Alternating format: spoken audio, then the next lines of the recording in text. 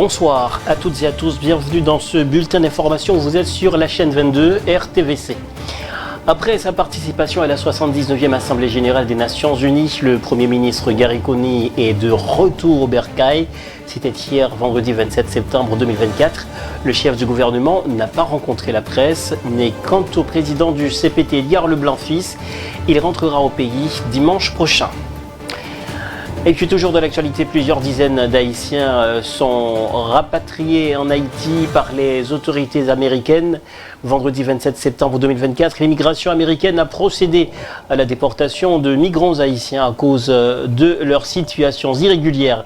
Certains d'entre eux ont tenté d'y rentrer sans les documents nécessaires, selon les autorités américaines. Une fois arrivés en Haïti, ces déportés ont été reçus par des représentants de l'Organisation pour l'immigration, des agents de la PNH, de la Brigade de lutte contre le trafic de stupéfiants et de la Brigade de lutte contre la violence sur les femmes. À noter que ces déportations sont fréquentes dans le cadre des politiques migratoires strictes des autorités américaines. Autre point de l'actualité, le président du Conseil présidentiel de transition, Edgar Leblanc-Fils, lors de son intervention jeudi 26 septembre à la tribune des Nations Unies, encourage les États membres de la dite organisation à réfléchir sur la manière dont ils vont procéder au remplacement de la force multinationale de sécurité par une mission onusienne de maintien de paix en Haïti. Toutefois, Edgar Leblanc-Fils dit reconnaître les dérives commises par des casques bleus dans le pays et pour éviter que les erreurs du passé se répètent une nouvelle fois, une nouvelle approche est nécessaire en vue de garantir un succès complet en matière de sécurité en Haïti. Nous restons toujours de l'Assemblée Générale des Nations Unies. Edgar Leblanc-Fils a plaidé en faveur de la restitution de la dette de l'indépendance. Le président du CPT croit que la dette de l'indépendance est une injustice historique qui a retardé le développement d'Haïti.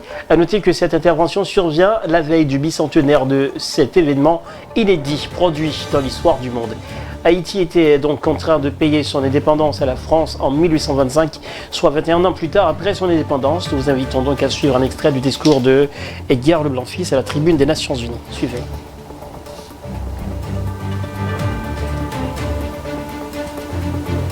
Qui a été contrainte de payer une dette colossale à la France, pays colonisateur, en échange de la reconnaissance de son indépendance. Cette rançon imposée sous la menace a siphonné les ressources de la jeune nation, la plongeant dans un cycle infernal d'appauvrissement dont elle peine toujours à sortir. Cette dette a été une forme de punition pour sa hardiesse à se libérer des chaînes de l'esclavage et hisser l'être haïtien à la dignité de l'homme.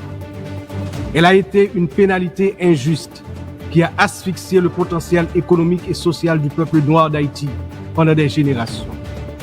Dans le contexte d'aujourd'hui, ou plus que jamais, l'attention est portée sur les efforts pour restaurer sans délai la sécurité et répondre aux immenses besoins humanitaires en Haïti. Il me paraît important d'attirer l'attention de l'Assemblée sur les séquelles du passé colonial et des rançons payées à certaines puissances qui ont largement hypothéqué le développement d'Haïti. Et puis l'euphorie et la passion qui animent la campagne électorale aux États-Unis ne devraient pas servir de prétexte pour alimenter la xénophobie et le racisme. Voilà donc la déclaration du président du Conseil de transition, Edgar Leblanc-Fils, en réaction aux fausses accusations de partisans de Donald Trump contre les migrants haïtiens vivant notamment à Springfield. Edgar Leblanc-Fils a fait cette déclaration sans pour autant mentionner le nom de Donald Trump. Des tirs sporadiques ont été entendus hier vendredi jeudi, au centre-ville de Port-au-Prince, plus précisément au Champ de Mars. Selon certaines informations, des bandits armés auraient tenté d'envahir le quartier général des forces armées d'Haïti. Mais les soldats ont vite réagi et mis en déroute les individus armés.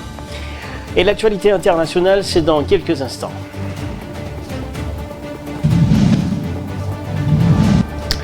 Direction l'Afrique, plus précisément Cameroun, des ONG dénoncent l'arrestation de jeunes militants à Garoua à l'approche de la présidentielle au Cameroun. L'ONG Amnesty International et d'autres organisations de la société civile appellent à la libération de 6 jeunes militants politiques arrêtés entre le 9 et le 11 septembre 2024 de la ville de Figuil dans la région du Nord. Ces jeunes gens aboraient pour certains des t-shirts avec un message jugé subversif lors de leur interpellation. Les ONG dénoncent une tendance à la répression de toute contestation dans le pays à l'approche de la prochaine présidentielle. Mort d'Hassan Nasrallah, c'est le coup le plus dur pour le Hezbollah depuis 1982. Le Hezbollah libanais a annoncé samedi que son chef Hassan Nasrallah a été tué, confirmant l'information rapportée plus tôt mardi, disons par l'armée israélienne, qui est dit avoir frappé vendredi soir le quartier général du mouvement dans la banlieue de Beyrouth. Selon Bachir El-Khouri, chef du service Moyen-Orient à Courrier International, personne ne s'attendait à cela. Aux États-Unis d'Amérique, l'ouragan Hélène laisse derrière lui plus de 40 morts et des inondations massives. L'ouragan Hélène a provoqué des inondations massives dans le sud-est des États-Unis et a fait déjà au moins 44 victimes dans les États de Caroline du Sud et du Nord, la Géorgie et la Floride. Il perd désormais en puissance et pourrait encore provoquer inondations et glissements de terrain selon le Centre américain des ouragans. Et pour finir, nous allons parler des actualités, de l'actualité concernant l'espace. SpaceX lance une mission de sauvetage pour les 2 astronautes de la NASA bloqués dans l'espace. Un fusée Falcon 9 de SpaceX est parti samedi du Cap Canaveral en Floride pour récupérer Butch Wilmore et Sonny Williams, bloqués depuis début juin dans la station spatiale internationale. Les 2 astronautes devraient être de retour sur Terre fin février de l'année prochaine. C'est la fin de ce bulletin d'information. Merci de l'avoir suivi. Restez toujours sur la chaîne 22 pour la suite de nos programmes.